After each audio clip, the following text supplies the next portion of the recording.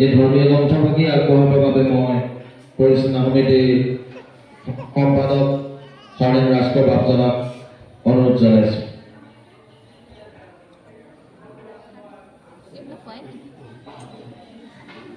নমস্কাৰ, সকলোকে আজি দিনটোৰ শুভকামনা জনাই মই এটা নতুন ভিডিঅ' আৰম্ভ কৰিছোঁ। আজি আমাৰ চলাপথাৰ মিলনজ্যোতি নামঘৰৰ প্ৰতিষ্ঠা দিৱস উপলক্ষে আমাৰ নামঘৰত এটা অনুষ্ঠান আয়োজন কৰিছে।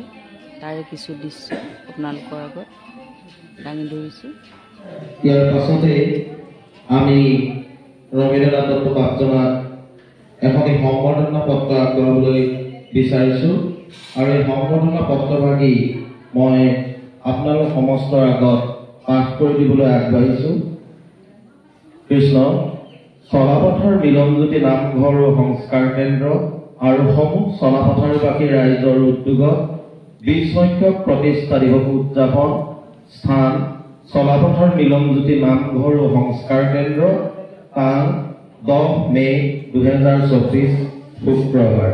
প্ৰতি শ্ৰীযুত ৰবীন্দ্ৰনাথ দত্ত বাপজনা গুৰুজনাৰ একান্ত সেৱক। হে মহানুভৱ, আজি 27 বহাগ এই পবিত্ৰ দিনটোত সমূহ চলাপথাৰবাসী ৰাইজে আপোনাৰ চৰণত সেৱা আৰু শ্ৰদ্ধা নিবেদিছোঁ। আপোনাৰ এই চলাপথাৰ লগতে সমগ্ৰ ৰাজহুৱা অঞ্চলৰ শৈক্ষিক, সামাজিক, সাংস্কৃতিক লগতে আধ্যাত্মিক দিশৰ উন্নতি সাধনৰ বাবে আগবঢ়োৱা জীৱনজোৰা প্ৰচেষ্টা আৰু ত্যাগৰ বাবে সমূহ চলাপথাৰবাসী ৰাইজ আপোনাৰ চৰণত চিৰ নমস্য হৈ ৰ'ম। এই চলাপথাৰ অঞ্চলতে আপোনাৰ অসুভকাৰ্য প্ৰচেষ্টাৰ ফলস্বৰূপে প্ৰতিষ্ঠা হোৱা চলা অংকুৰ সাংস্কৃতিক কেন্দ্ৰটি আজিও এক উজ্জ্বল নক্ষত্ৰৰ দৰে জিলিকি আছে। এই অঞ্চলটিৰ আধ্যাত্মিক ক্ষেত্ৰত উন্নতিৰ বাবে কৰা আপোনাৰ যি ঐকান্তিক প্ৰচেষ্টা, তাৰ ফলশ্ৰুতিত আজি চলাপথাৰৰ লগতে সমগ্ৰ ৰাজহুৱা অঞ্চল ক্ৰমান্বয়ে উন্নতি কৰিবলৈ সক্ষম হৈছে। সামাজিক উন্নয়নৰ ক্ষেত্ৰত আপোনাৰ অৱস্থান অতুলনীয়। আপোনাৰ এই প্ৰচেষ্টাৰ বাবে আজি বিশ্বায়নৰ যুগতো চলাপথাৰ লগতে লাগুৱাৰ দৰে অনুন্নত অঞ্চলো আন ঠাইৰ লগত সমানে খোজ আগবঢ়াই যাবলৈ সক্ষম হৈছে। সেই মহান আপুনি হৈছে উঠি অহা নৱপ্ৰজন্মৰ বাবে এক আদৰ্শ, এক অনুপ্ৰেৰণা। আজি এই মাহেন্দ্ৰখনত আপোনালৈ যাচিছোঁ একাগতি শ্ৰদ্ধা আৰু শত সহস্ৰ প্ৰণিপাত। লগতে ভগৱন্তৰ শ্ৰীচৰণত প্ৰাৰ্থনা জনাইছোঁ আপুনি যাতে দীৰ্ঘায়ু আৰু সুস্বাস্থ্যৰ অধিকাৰী হয়। কৃষ্ণ। সেৱাৰে ৰমেন গগৈ, সভাপতি পৰিচালনা সমিতি, হৰেণ ৰাজখোৱা সম্পাদক পৰিচালনা সমিতি। ধন্যবাদ। আৰু এই সম্বৰ্ধনা পত্ৰভাগি আমি পৰিচালনা সমিতিৰ সভাপতি আৰু সম্পাদক আগবঢ়াই দিবৰ বাবে তেখেতসকলৰ চৰণত সেৱা ধৰিছোঁ। কৃষ্ণ।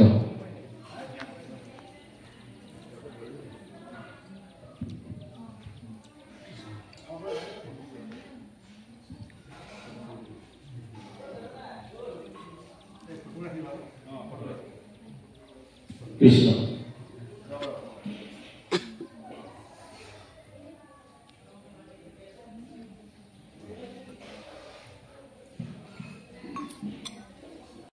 ৰাখিবলৈ আগবাঢ়িছোঁ যে আপোনালোকৰ আইডিয়ালৈ আমি আসনভাগি অলংকৃত কৰিবলৈ যাওঁতে হয়তো কোনোবাকে অজানিতা এতিয়া অনেকখিনি অপৰাধ কৰিব পাৰে।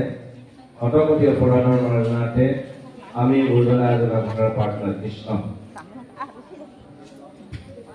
হে ৰাম জ্ঞান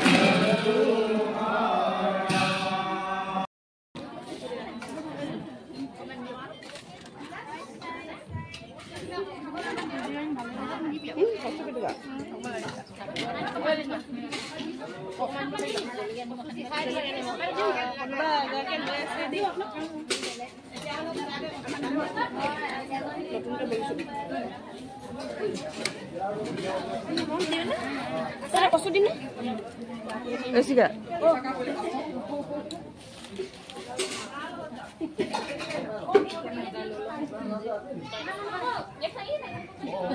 Para